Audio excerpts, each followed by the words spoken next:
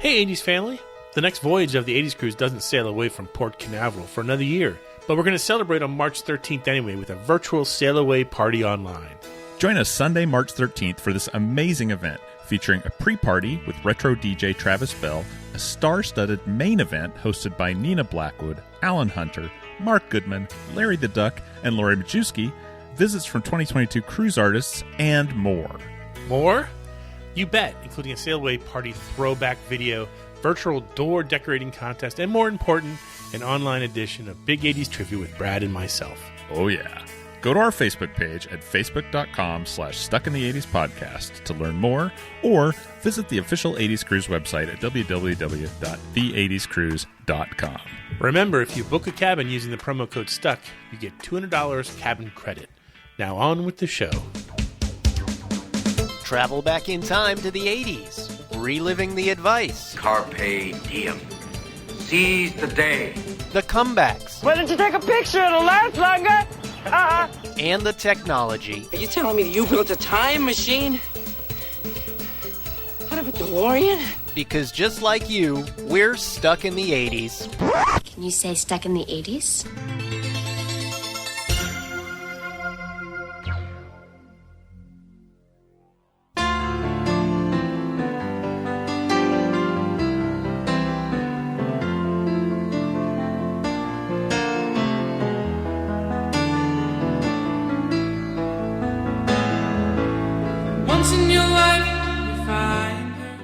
Hey, welcome to Stuck in the 80s. It's your pals, Spearsy. And Brad in Hollywood. And today we uncover the big Oscar winners and Razzie losers among the movies of 1981.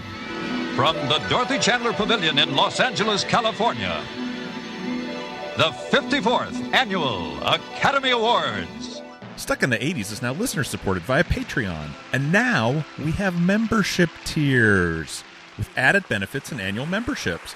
Join us for VIP Zoom happy hours, swag bags, co-hosting opportunities, and more when you join at patreon.com/stuckinthe80spodcast.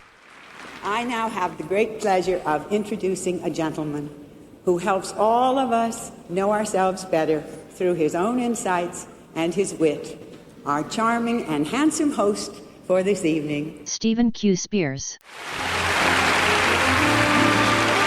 Hey, 80s Nation. Brad and Steve here. It's almost award season again. Normally late February, early March is when we'd be looking for the Oscars, so we can see what movies won awards that we didn't watch last year. But here at Stuck in the 80s, we like to go back in time a little bit. So today, we're going to be talking about the Oscar ceremonies in 1982, which honored, of course, the films from 1981, 40 years ago. And at the same time, we'll tell you which movies were nominated for Razzies. Cooler, 20 days. We'll give you a little bit of trivia on some of the winners. We'll share some personal stories. Steve's going to cry like a baby at one point.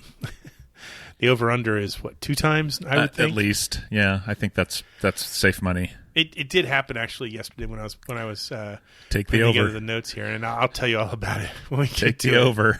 Yeah. So, cast your mind back 40 years. There were some interesting moments that happened in 1981 to the film industry, none of them good for the most part.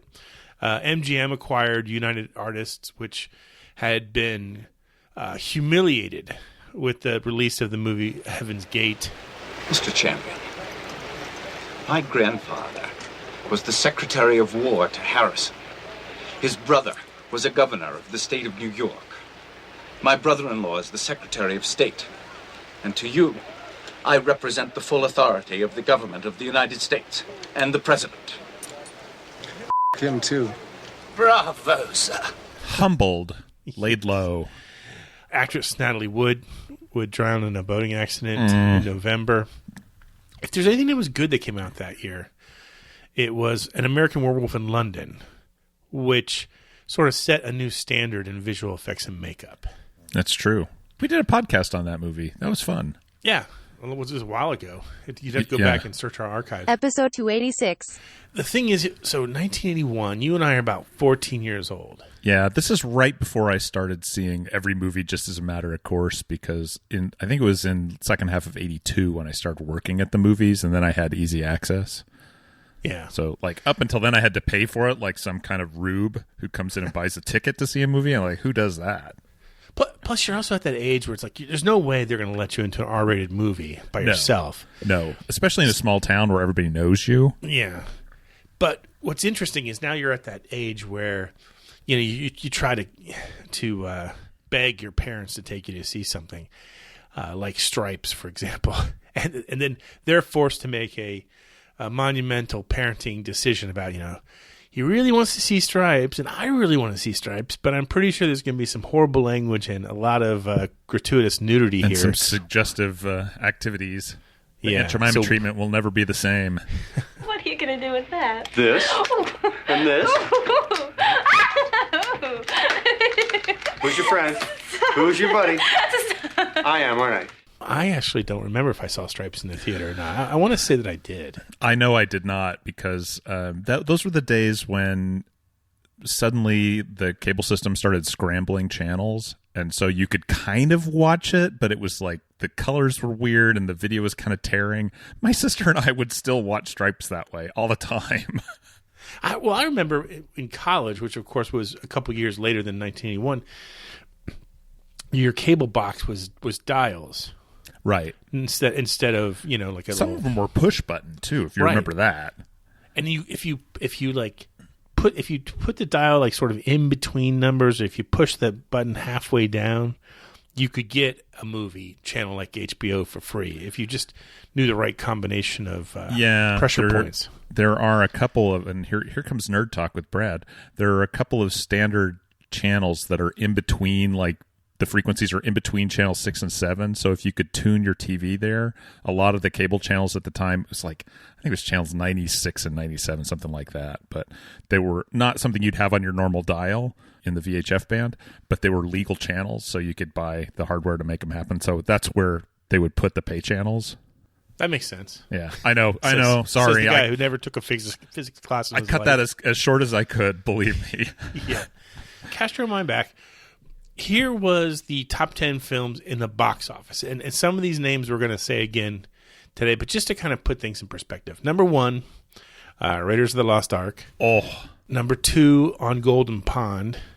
Number 3, Superman 2. Okay. Followed by Arthur, Stripes, Cannonball Run, Chariots of Fire, For Your Eyes Only, The Four Seasons, and Time Bandits. Time Bandits, really? That list amazes me. Number 1, Cannonball Run was number 6? How is that possible? I mean, how's Time Bandits even in the top 10? Well, yeah, okay. That was my next moment of incredulity. So we're working on a very weird year. It's with that in mind that we talk about the 54th Annual Academy Awards that are presented March 29th, 1982 at the Dorothy Chandler Pavilion in Los Angeles. Ooh. And presided over by Johnny Carson.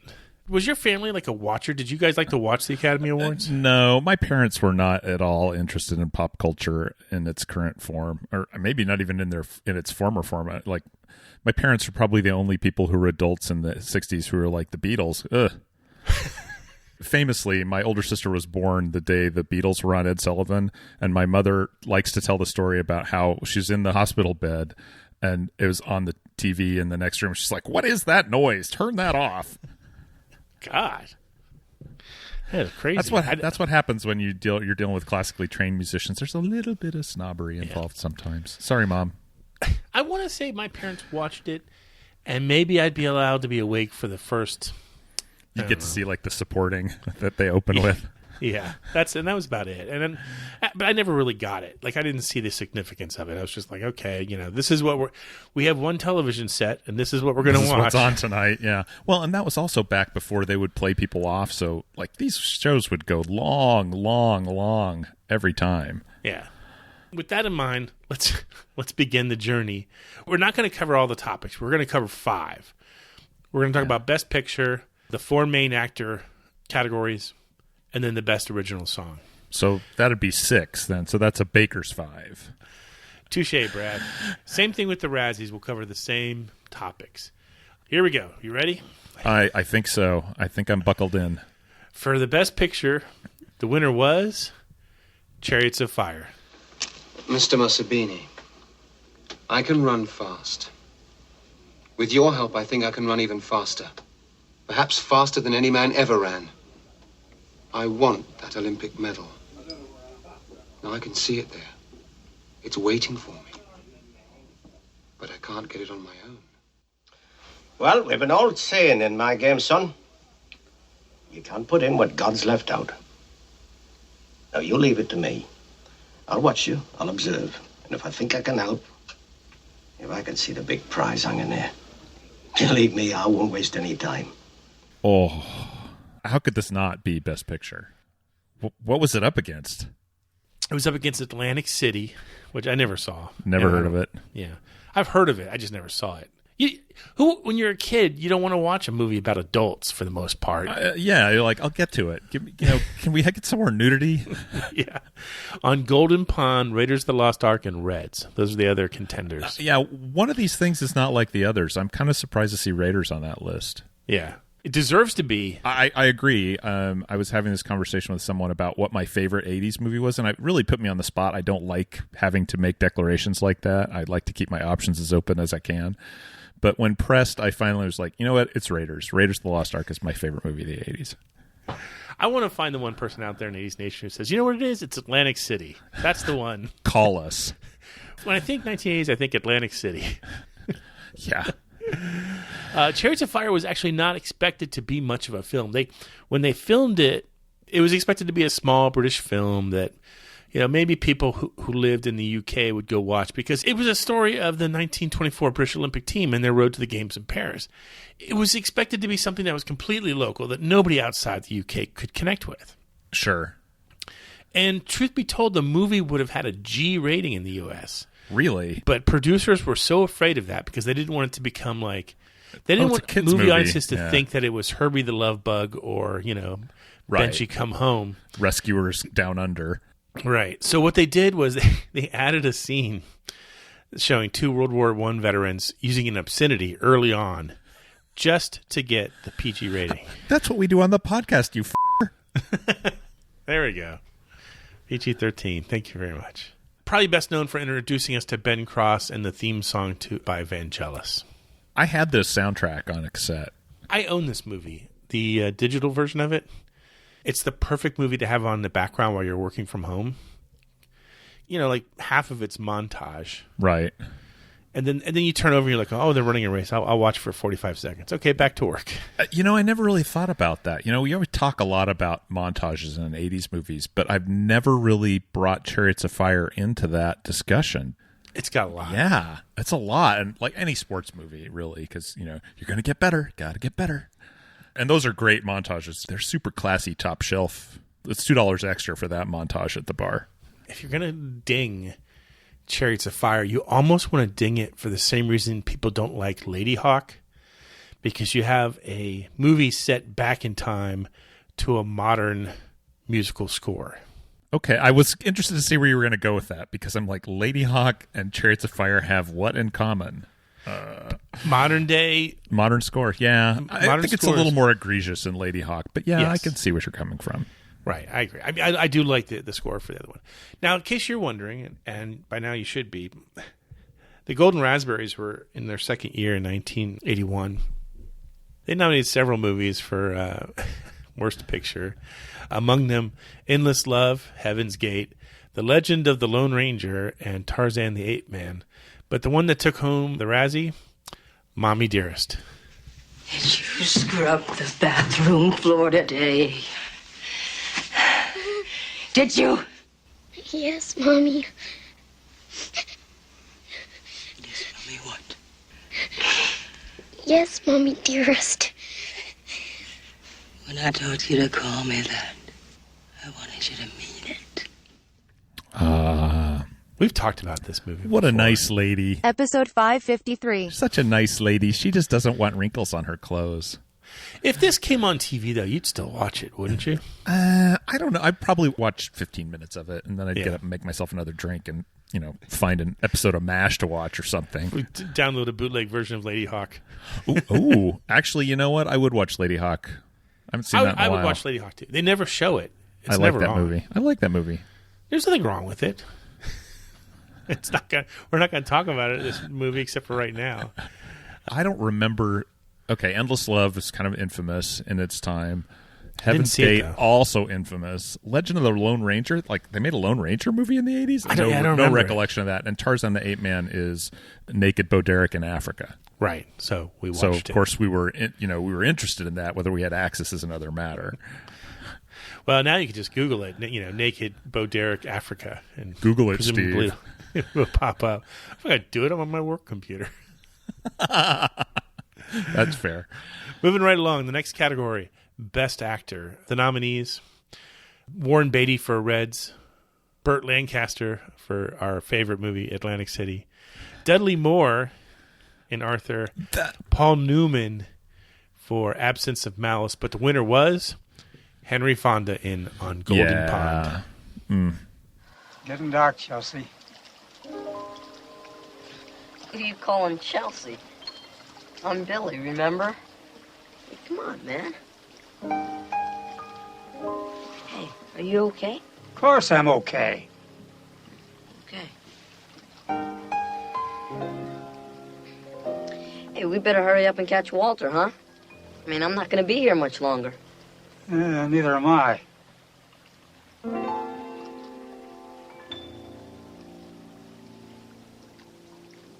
miss you, Norman. I didn't see this movie. I didn't see it then. I've seen it since. I haven't seen it since. Really? You've never seen it? No, we found an 80s movie you've never seen. It's touching. It's pretty heartfelt. It would probably hit us more when we live now that, we're getting older, our parents are getting older. Well, I mean, my dad's been gone now for 12 years, so I think that it might hit me a little too hard.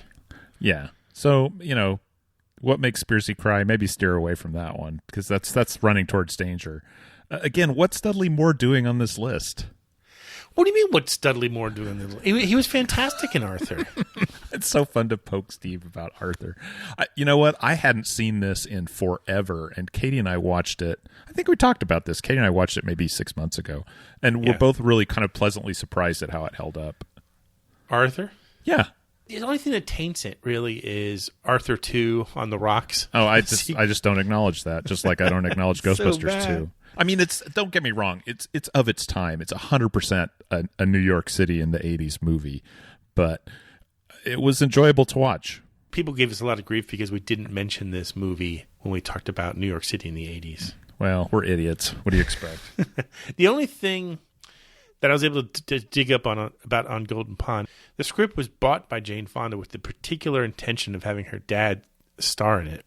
This, I probably would have guessed, but this I didn't know at all. It's based on a screenplay of the same name by Ernest Hemingway. Really? I had no idea. Yes. Wow. It sounds like a Hemingway title. Yeah, it does, doesn't it?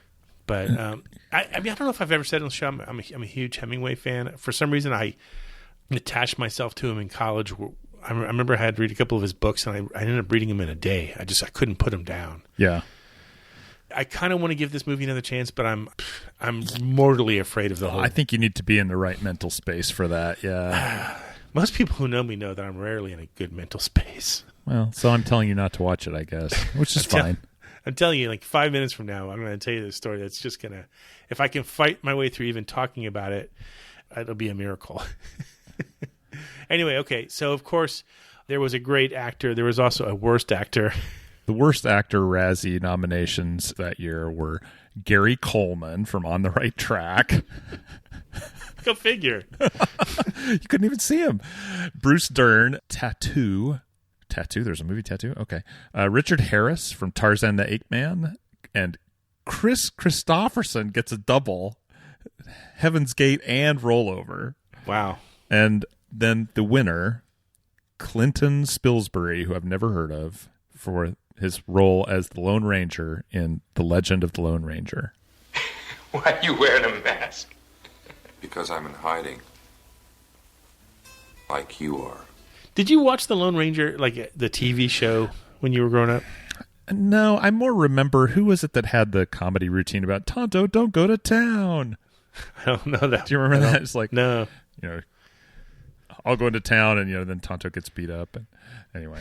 That might be Bill Cosby. I don't remember whose routine that is. But no, I didn't realize there was a Lone Ranger movie in the 80s. I probably would have liked it. It's a Western. I don't know. I mean, every Lone Ranger movie pretty much, as far as I know, and someone's going to write in and say I'm wrong, but I remember the one with Johnny Depp got panned really badly. Yeah. It's hard to watch. Maybe it's one of those topics you just can't take on. I mean, to some degree, Tarzan's that same way. Some things just don't age well. Yeah, there's stuff that's just so anachronistic, and have I talked about the John Carter books? I think I have. Yeah, and the John Carter movie, they didn't need to do anything. They should have just shot the book word for word, and it would have been a lot of fun. Yeah, but nobody does that. Yeah, it's just such the pulpy fiction of the 20s and 30s doesn't really map well to modern sensibilities. But yeah, Clinton Spilsbury, where is he now? Clinton, we know you listen. Give us a call. We want to have you on the show. I just love the name. So, okay, back to the goodness of 1981. At the Academy Awards, the nominees for Best Actress: Diane Keaton for Reds, Marsha Mason for Only When I Laugh, Susan Sarandon for Atlantic City. Now I'm kind of thinking maybe I need to watch it. Maybe we should check that out. And Meryl Streep for The French Lieutenant's Woman, which is another movie I can say never saw. I've never seen, although that's one of those, strangely, that's one that was on the HBO all the time. Right. But I'm like, I don't give a crap about France. I don't care about lieutenants. I'm interested in women, but Meryl Streep isn't really doing it for me. Right. It's interesting. Anyway, the winner, again from On Golden Pond, it was Katharine Hepburn. Listen to me, mister. You're my knight in shining armor.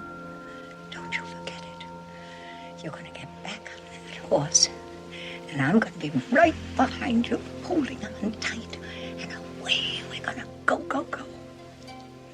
Now, I'm a fan of Hepburn's. Sure. I remember the last movie she did was Love Affair, where she plays, I think, the aunt of Warren Beatty. It was in the early 90s, and it's basically a remake of Porky's. An Affair to Remember. Okay. So don't be messing with the classics, my friend. Here's what's nice about this. Like, every once in a while, we like to quote Roger Ebert of the Chicago Sun-Times, and usually it's when he says something that's really horrifically mean. That's true. And then Brad, and then I get all crabbed up, and it spins me up. Steve likes to do it to wind me up. Roger Ebert was a fantastic critic in the sense that the guy could write in a way that there wasn't any way you were going to read his review and come out of it thinking, okay. Yeah, I'm not really sure where he stands on that. Yeah, right. About On Golden Pond, Ebert would write, quote, "On Golden Pond was a treasure for many reasons, but the best one, I think, is that I could believe it. I could believe in its characters and their relationships and in the things they felt for one another. And there were moments when the movie was witness to human growth and change. I left the theater feeling good and warm and with a certain resolve to mend my own relationships and start listening better. Watching the movie, I felt I was witnessing something rare and valuable." Wow. Oh my gosh. I think I'm going to start crying. I'm seriously going to go watch this. I mean, not today. I don't know. It's a Saturday. Maybe like on a Tuesday night with a glass of wine. I think I want you to be sure that you are accompanied by your future wife so that you have emotional and physical support to, get you to bed while you're weeping. She saw me cry the other day when we were watching one of the Super Bowl commercials. The one... where Mean Joe Green gives the kid his jersey. I know. It gets me every time. No. The one from this year's Super Bowl, that's the take off on Edward Scissorhands. Oh, yeah. And I started getting all like crying. And she's like, "You have got to be kidding me." And I'm like, it's not the subject, it's the music. The music is so powerful. And I started to cry. So then I cried last night watching the end of Miracle, the Kurt Russell movie about the Miracle on Ice hockey team. Come on. If you don't cry at the end of that movie, there's something wrong with you. But on one weekend, as America and the world watched, a group of remarkable young men gave the nation what it needed most. A chance for one night, not only to dream, but a chance, once again, to believe. Brad, tell us about the worst actresses of 1981. You know I love this part. Okay. The nominees were Linda Blair from Hell Night. Hell Night, oh, okay. Brooke Shields from Endless Love. I'm sensing a theme here. Barbara Streisand from All Night Long. Well, I thought you said there were no blemishes on Barbara's career in the 80s. We'll have to revisit that. I see a lot of things. And that's fair. We had a tie for the winner this year in Worst Actress, and that is between Faye Dunaway from Mommie Dearest and Bo Derek, Tarzan the Ape Man. James Parker, you were wrong. I'm still a virgin. Really, was she the worst actress? Because, I mean, there were some aspects of her performance that I certainly appreciated at that age. They were subtle. Bo Derek, let's talk Bo Derek for a minute. Were there any Bo Derek movies that weren't just vehicles to get her naked on screen? Probably, but I can't think of one off the top of my head. I remember, I haven't seen her since she was in Tommy Boy. I don't know. Yeah. I think she's largely retired now. Good for her. You have to respect her place in pop culture, even if it's maybe not, in the acting realm. Oh, I do not mean to besmirch her talent, skills, or her ability to make a career out of this. Good for her. But I just am wondering, was she ever really offered any parts that gave her a chance to act, or was it all just like, and here's the part where you take your blouse off? Okay, just because you have not begged the question, but raised the question, I'm going to IMDb her. You're going to look it up? See. Okay. She doesn't have a lot of work. Okay, no, so yeah. Here we go. She was in 10. Right. She was in A Change of Seasons. I don't remember that one. A movie called Fantasies. I'm just going to assume that was just a real wholesome, nice movie. Sure. It's about owning your own gas station someday. Yes. Followed by Tarzan the Ape Man, 1981. She didn't work again until Bolero 1984. Oh, Bolero is infamous. She was in Ghosts Can't Do It in 1989. You don't have to take your blouse off. The ghost can see through it anyway. Oh, my God. She's got a pretty short career. 44 credits total, and that's including TV movies, TV series. Yeah. You take that out, and it's pretty. Bolero is the end for her, really. Do you remember that movie? Not really. We should do a show on Bolero. It's so ridiculous. It's like I think her boyfriend is a bullfighter, and he gets gored in The Place, and she's like, "I'm going to return him to being a man." Oh no! Yeah, that's basically the movie. Maybe we don't need to do a show. It's pretty remarkable. They talk about it at some length in that Golan Globus Canon Films documentary we were talking about a few shows ago. I always lean toward not doing shows that are entirely negative. Like, we're having some fun at some people's expenses, but we're not the ones. Yeah, we're uplifting. We want to uplift our decade. We come to praise the 80s, not to bury them. Exactly. So in that vein, we return to the Academy Awards. The award for Best Supporting Actor. Among the nominees, James Coco for Only When I Laugh. Ian Holm, one of the few big names that was in Chariots of Fire. Yeah. Jack Nicholson in Reds. We're going to talk about Reds here in a minute. That's where things are going to get really dark. And Howard Rollins Jr. in Ragtime. The winner was, though, John Gielgud in Arthur. He's great. Perhaps you'd like me to come in there and wash your dick for you, you little shit. Yeah. He is such... Oh, my gosh. Everyone needs a butler like that. Yeah, exactly. I found out that Dudley Moore, though, had to convince the director to cast Gielgud in the part. Gielgud would later say, quote, "I thought it was rather smutty and a vulgar little film, so I refused it. So English. But each time they asked me, they doubled my salary, so naturally I became reconciled to do it." Hey, everyone's got a price, Spearsy. Yeah. Mine is just incredibly low. Just for the record, Gielgud was also in Chariots of Fire that year. So. Oh. Nice. That's a big cast. Yeah. Okay. Who was the worst supporting actor? I see a trend here. Worst supporting actor nominees: Billy Barty from Under the Rainbow. I wanted to like that movie. It didn't work out for me. No. Ernest Borgnine from Deadly Blessing. Huh. James Coco, Only When I Laugh, who's also Oscar nominated. So there's some that's a mixed card for that fight. Danny DeVito from Going Ape. Don't forget the exclamation mark at the end of that one. And the winner, Steve Forrest in Mommie Dearest as Greg Sabat. If you're acting, you're wasting your time. If you're not, you're wasting mine. Everyone in this movie is a little stiff. I mean, that movie's beloved now for being kind of campy. Yeah. And like I said, I would watch it if it were on if I had nothing else to do. But yeah, it's just there's something about it. Like the timing isn't right. Maybe it's the way it's edited. I mean, I can edit this podcast in a way that it sounds like the words that are coming out of our mouths came out in completely different time zones.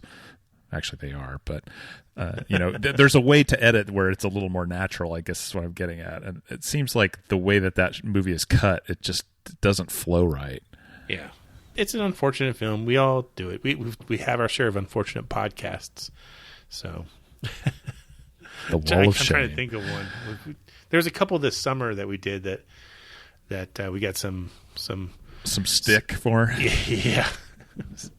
It's the summer, We're on vacation. I'm on vacation. The war is over. Get new parts for your brain.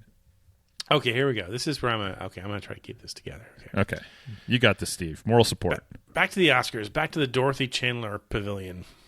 Nominees for Best Supporting Actress for 1981 movies were Melinda Dillon for Absence of Malice, Joan Fonda for On Golden Pond, Joan Hackett for Only When I Laugh, Elizabeth Montgovern in Ragtime, but the winner was Maureen Stapleton in Reds. Nice. Will you tell Max I'd like a picture of myself in the magazine? And under it, I would like the words deported. In 1919, the government of the most powerful country in the world is afraid of this woman. We're gonna get you back, Angie. The revolution needs you. We're gonna get you back. Comrade, I'm not leaving the revolution. In Russia, I'll be joining it. So we've talked about Reds on the show before, I think. I've defended it. I love it for some weird reason. It's one of those, it's kind of a last, not the last, but among the last of the kind of big 3-hour movies that Hollywood was allowed to make or allowed to be made. Right. Movies with intermissions, I guess I'll call them, for lack of a better. And movies that were a particular actor's or director's pet project for a number of years. So if you've never seen Reds, it's a biodoc film, co-written, produced, and directed by Warren Beatty. It was his baby since the 60s. It's about the life and career of John Reed, who was a journalist and writer who chronicled the Russian Revolution in his book, 10 Days That Shook the World.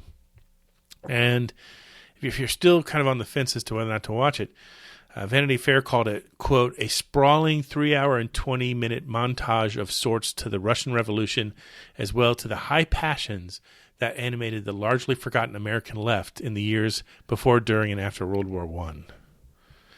I don't know if that makes me want to see it necessarily, but I have.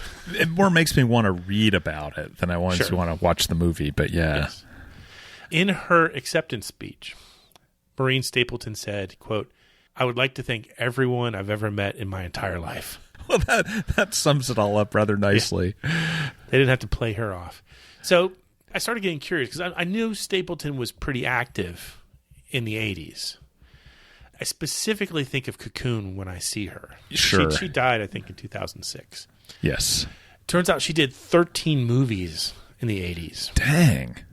I think the ones that people probably remember most are Johnny Dangerously, Cocoon, and The Money Pit. Oh, The Money Pit. Oh. But do you remember, Brad, a 1982 TV movie called The Electric Grandmother? Orange juice, Agamemnon? Agatha. Oh, I'm so sorry, Agatha. Oh, I'm afraid I have a terrible weakness where names are concerned. You mean you've got a clock inside you? Oh, yes. What for?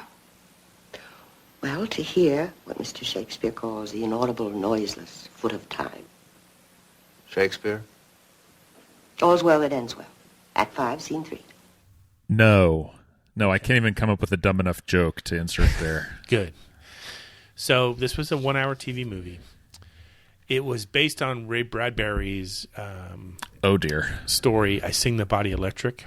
Okay. And Maureen Stapleton plays the title character. She's a custom-made sort of robot/android purchased by Edwin Herman, whose character is widowed. Okay. In this series.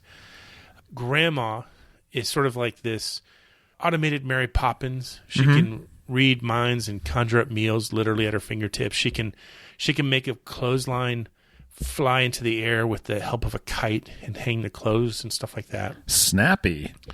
And she is brought to that family to act as a surrogate mother to his 3 kids, 2 of which just love her immediately. But there's a third who's hostile, and that's the big turning point of the movie. The kid nearly dies. Grandma saves her, and you think that they live happily ever after. But what happens is the kids grow up, and they become adults, and so they have to say goodbye. Newsflash: that actually does happen, and it actually will break your heart a little bit. But what are you going to do? So the kids grow up and go away, and so Grandma's not needed anymore.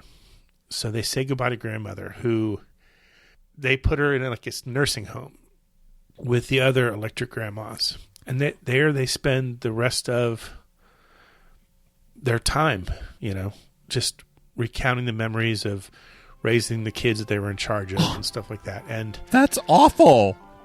What happens at the end? Oh my gosh. What happens at the end, though, is the grown-up children have outlived their own spouses and their own kids, and they need someone to care for them, so they come back. You see these 3 senior citizens come back and say, "Grandma, is that you?" And so she comes back and takes care of them until they die. Oh my gosh.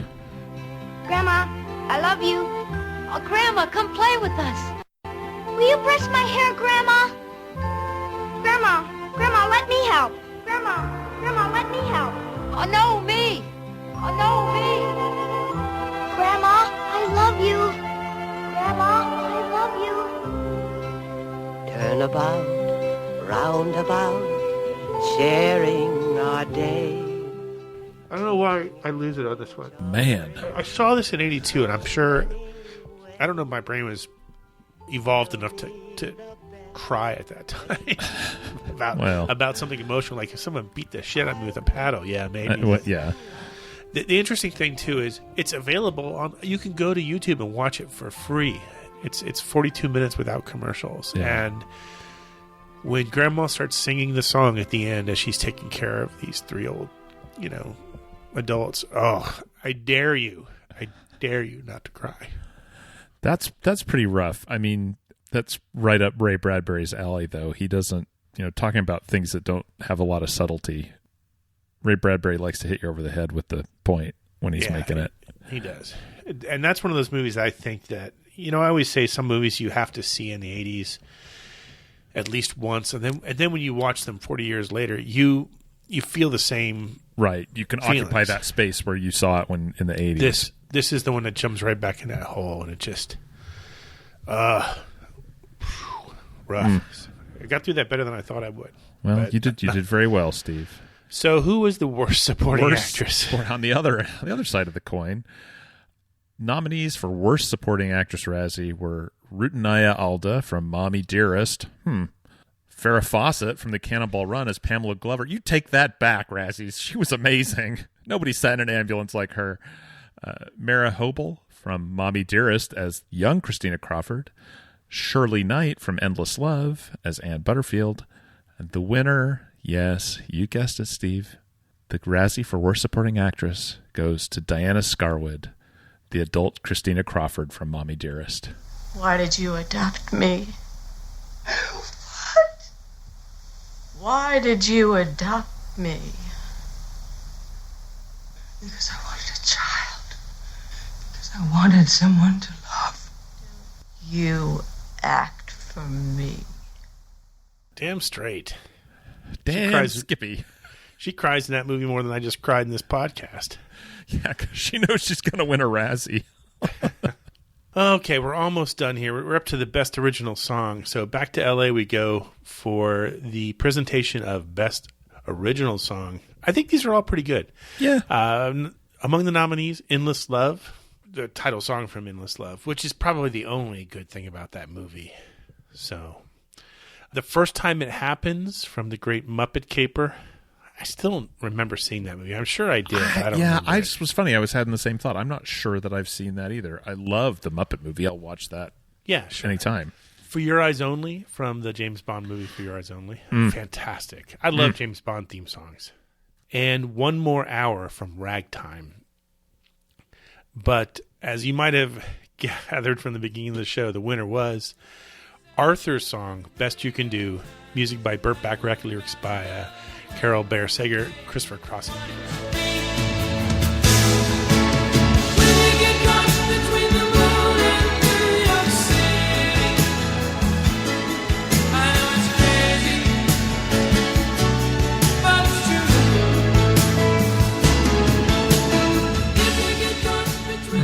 That was a big, big hit. I don't want to say Endless Love and For Your Eyes Only you never heard on the radio, but that Criss Cross song, omnipresent, humongous. It's a fantastic. There's nothing wrong. I got nothing. Oh yeah, nothing no. I mean, to say bad about it. It reached number 1 on the Billboard charts in October. It stayed there for 3 weeks. It was the second and the last number 1 hit by Christopher Cross to date. Really? But what key is it written in? Only you would know, Brad. I don't know. I'm just making jokes about Wikipedia entries for songs. I don't ever write that information down. So tell us about the worst original song. The worst original song. Wow, these are some stinkers. Nominees: Hearts Not Diamonds from The Fan, The Man in the Mask from The Legend of the Lone Ranger, Only When I Laugh from Only When I Laugh, You, You're Crazy from Honky Tonk Freeway. But the winner, none of these songs and half of these movies I haven't heard of. The winner for worst original song, Baby Talk from Paternity.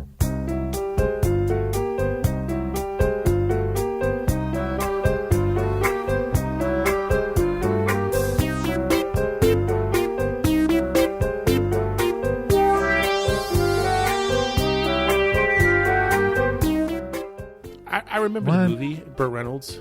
But that's a Burt Reynolds movie. But I don't remember the song. And even hearing it play right now, I mean, is it Yeah, really a that's- song? I don't know what that is. Yeah. I will say, so seeing the thing about The Man in the Mask, that reminds me, that wasn't there like, I'm starting to get some spidey senses about the Lone Ranger movie, that the actor who had played the Lone Ranger was forbidden from wearing the mask. Like the mask was part of the trademark that the studio owned. And so the guy who had done the TV series was not allowed to appear as the Lone Ranger by the studio legal department. Nothing would surprise me. Yeah. Thanks, Hollywood. You know what else we'd like to thank Hollywood for? The Seggies. What's happening, hot stuff? By the sound of the gong, much time for Mystery Movie Moment. It's kind of fun to have the Seggy in a movie show, I suppose. Yeah. 1981. I mean, I give it a... what kind of grade would you give 1981 as far as movies go? A B-. Yeah. That sounds about right. Some great stuff, but overshadowed by some real stinkers. You know, A, B, C, you're in the top 3. Yeah. Anyway, this is the Seggy where we play a snippet of a movie from the 80s, and if you get it right, you're entered into the drawing for swag. Oh, yeah.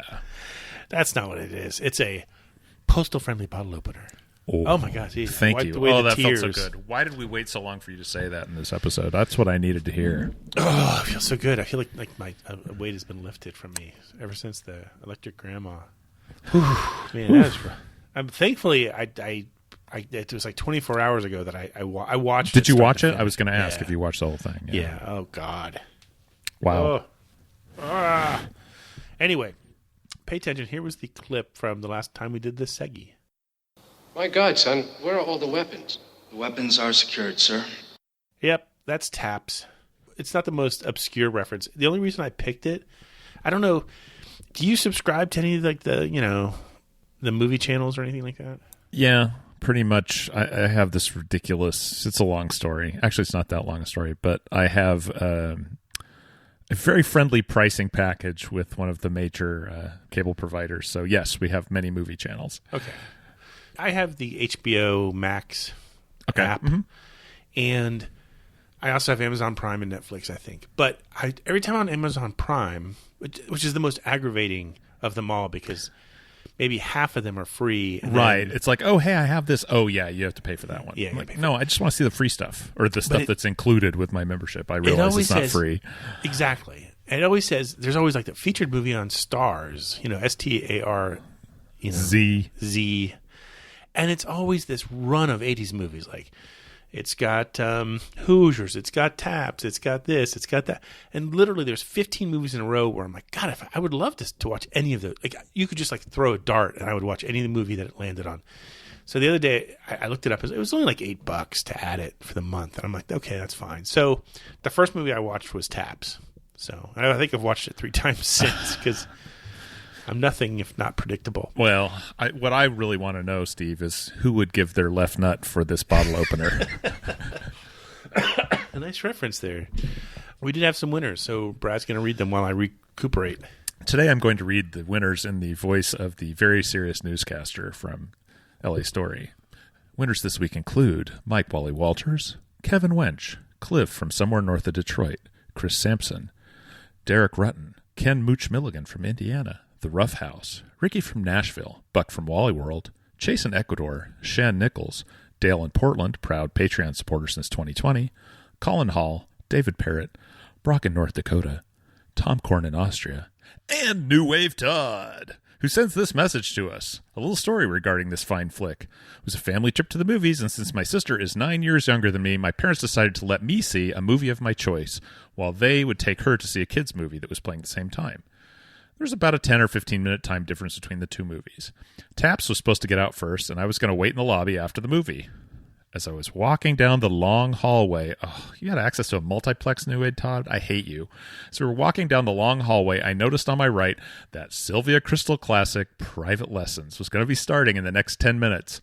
A quick look over both shoulders, and I realized I could slide right in there and nobody would notice, so I did it. As I enjoyed my first time seeing nudity on the big screen, I realized that this movie was going to finish after the one my parents and sister were seeing. So, as soon as the credits started to roll, I went out the doors that led into the parking lot, hustled around the building into the big lobby, quickly dodged over to the other side of the lobby where there were some video games. I threw in a couple quarters and acted like I'd been there playing for a long time. On the way home, I was asked how the movie was, and I totally made up a storyline that wasn't even close to what we saw in the actual movie Taps. Fortunately, neither of my parents saw the movie, even though it was on HBO 50 times a week the following summer. It was then that I first saw the movie, and it has since become one of my favorites. But I will never forget my experience seeing Private Lessons in the next theater over. Oh, that's classic. I love that story. It's a good trick, and guess what? The theater owners don't care which movie you go into. They just want to sell you a ticket. Exactly. Of course. Pay attention. Here's our mystery clip for this week. Look, mister, there's two kinds of dumb. A guy that gets naked and runs out in the snow and barks at the moon, and guy who does the same thing in my living room. If you know it, email us at podcast@sits.com and tune in soon to find out if you're a winner.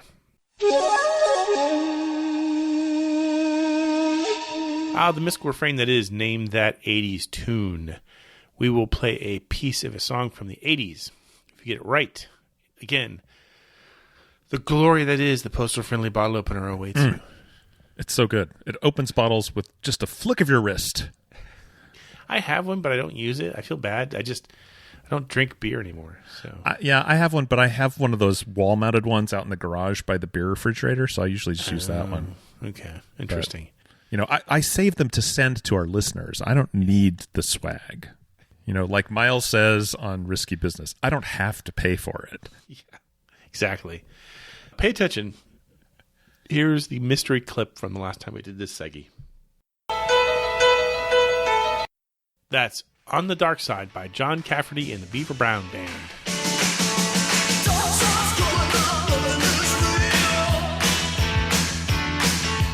Shoot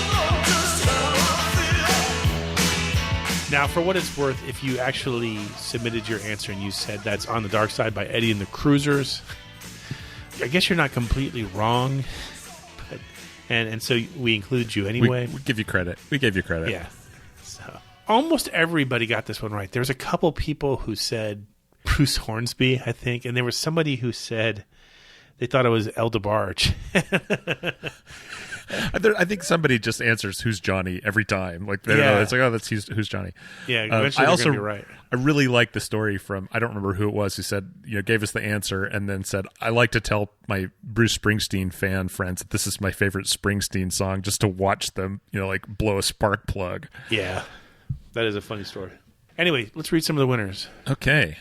Winners this week include, and we're just going to read these like we usually do. That's too draining to actually try and be serious.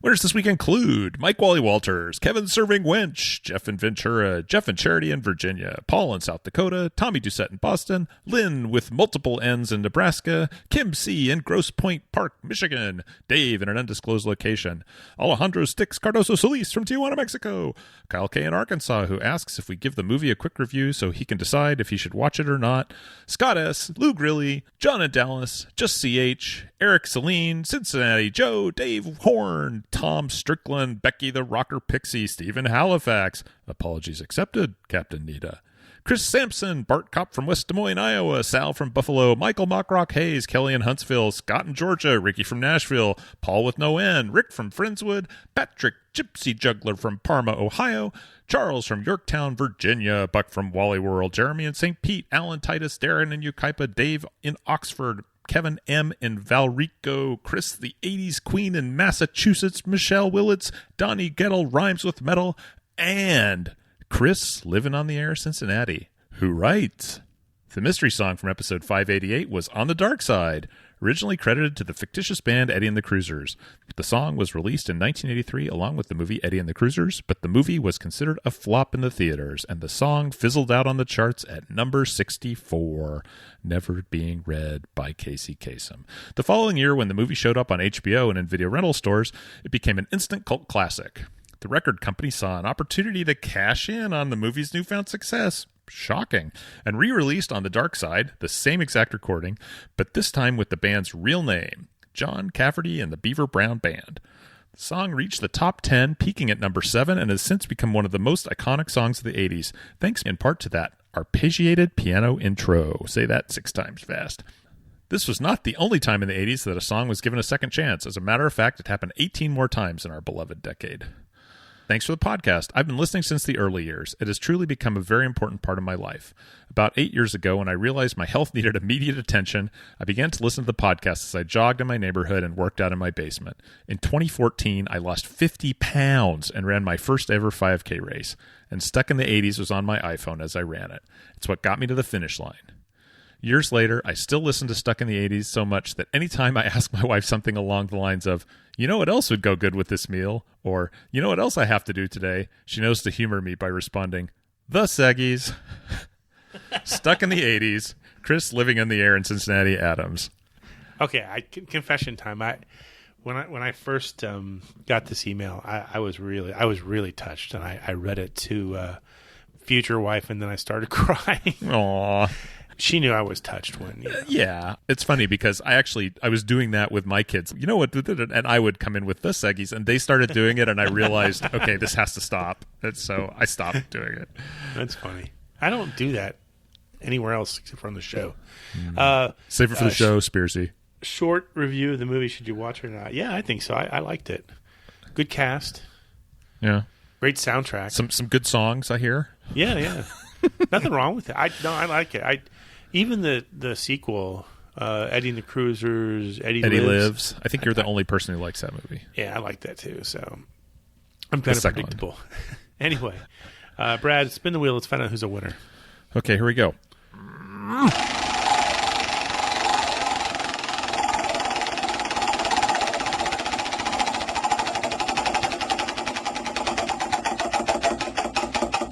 And looks like it's going to land on Kim C. in Grosse Pointe Park, Michigan. Why is that so hard to say? Grosse Pointe Park, Michigan. Because you're expecting to just throw a blank in there, I think.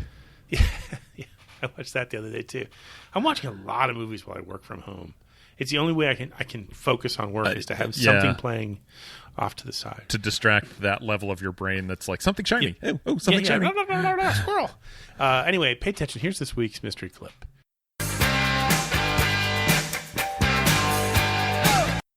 If you know it, email us at podcast@sit80s.com.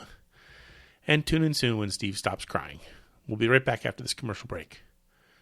How do birds fly? Where do zebras get their stripes? How can one sleepy fella ask so many questions? Come on, now it's our time. I made some General Foods International coffee. A touch of orange. It's orange cappuccino. I'm having Swiss mocha. I love that chocolate taste. By the way, where do zebras get their stripes? Please, no more questions. Celebrate the moments of your life with General Foods International coffees. And we're back. We have just a few minutes left. Time to thank our new patrons. We had 4 new ones since the last show. Yeah.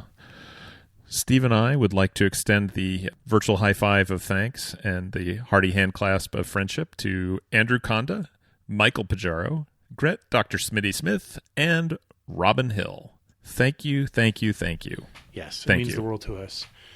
We now have tiers of membership. I know I talked about it last show. They weren't active yet, but they are now.